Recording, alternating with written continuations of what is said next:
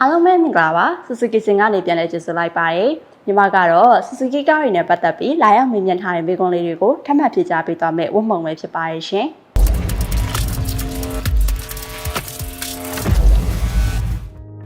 ပထမအဆုံးဘယ်မိကွန်းလေးရင်လာလဲဆိုတာကိုကြည့်လိုက်ရအောင်နော်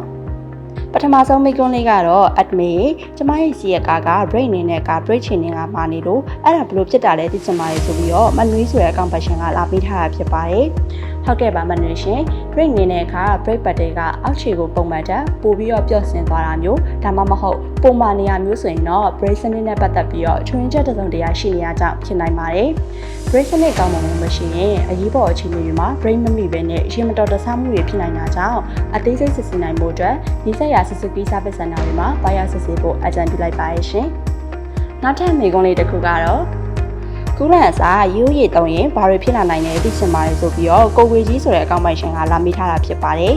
ဟုတ်ကဲ့ပါကိုရှင်ကူလန်အစားရိုးရည်ကိုတုံးမယ်ဆိုရင်အင်ဂျင်အပူလွန်ခဲ့ခြင်းခြေတိုင်ငယ်အတွင်းတန်ကြေးတက်မှုဖြစ်ပါခြင်းအင်ဂျင်အေးခံစနစ်ကအပူလွန်ခဲ့ပြီးတော့အင်ဂျင်ပျက်စီးဆုံးရှုံးမှုရလဒ်ဆိုတွေဖြစ်ပေါ်နိုင်ပါတယ်ရှင်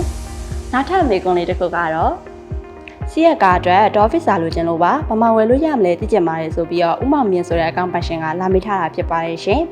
ဟုတ်ကဲ့ပါရှင် accessory ပစ္စည်းလေးတွေနဲ့ပတ်သက်ပြီးတော့ Legitmate နဲ့နေဆက်ရ Suzuki တရားဝင်အရောင်းပြကန်တိုင်းမှာစုံစမ်းမြင်မြန်ဝယ်ယူလို့ရပါတယ်ရှင်ဒေါ်ဖစ်စာအပြင်အခြားဆက်ပစ္စည်းလေးတွေကိုလည်းဝင်ရောက်ကြည့်ရှုလို့ရအောင်ဒီဗီဒီယိုလေးရဲ့ comment မှာ link လေးချပေးထားပါတယ်ရှင်နောက်ထပ်မိကွန်းလေးတစ်ခုကတော့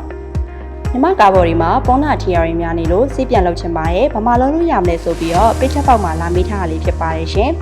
ဟုတ်ကဲ့ပါရှင် Suzuki Authorized Body and Paint Showroom ကရန်ကုန်မှာ9ခုမန္တလေးမှာ3ခုရှိပါရဲ့ရှင်လူချင်းမင်းနဲ့နီးစပ်ရအယောင်ပြကန်လေးကိုသိရှိလိုရဲဆိုရင်တော့ Suzuki မြန်မာ call center ကိုဆက်သွယ်ဆောင်စမ်းမြင်နိုင်ပါရဲ့ရှင်နောက်ဆုံးရွေးချယ်ထားတဲ့မိကွန်းလေးတစ်ခုကတော့ရေကြီးရဲ့လမ်းတွေမှာကားဖြတ်မောင်းမိခဲ့ရင်ဘာတွေကိုထိခိုက်နိုင်လဲဆိုပြီးတော့ page ပေါက်မှာလာမိထားလေးဖြစ်ပါရဲ့ရှင်ဟုတ်ကဲ့ပါရှင်ဒီကြီးရရှန်တဲ့လမ်းတွေမှာကားကိုဖြတ်မောင်းထားမိရဆိုရင်ရက်စစ်ပိုင်းဆိုင်ရာအဆက်ရပိုင်းတွေအင်ဂျင်ဂီယာပေါင်းနဲ့ brake စနစ်အဆိုင်ရှိရာတွေကိုထိခိုက်စေနိုင်တာကြောင့်အယောင်ပြကန်တွေမှာအသေးစိတ်သွားရစစ်ဆေးကြည့်ဖို့အကြံပြုလိုက်ပါရစေရှင်ညီမတို့ Suzuki စင်မှာ Suzuki ကားတွေနဲ့ပတ်သက်ပြီးဗဟုသုတဖြစ်ပွဲအကြောင်းအရာတွေကိုတင်ဆက်ပေးနေရဖြစ်ပြီးနောက်ထပ်ဘယ်လိုမိကွန်းလေးတွေကိုထပ်မံပြကြပေးသွားအောင်လဲဆိုတာဆက်လက်ဆောင်ပြအားပေးကြပါအောင်ရှင်အားလုံးပဲဘိုင်ဘိုင်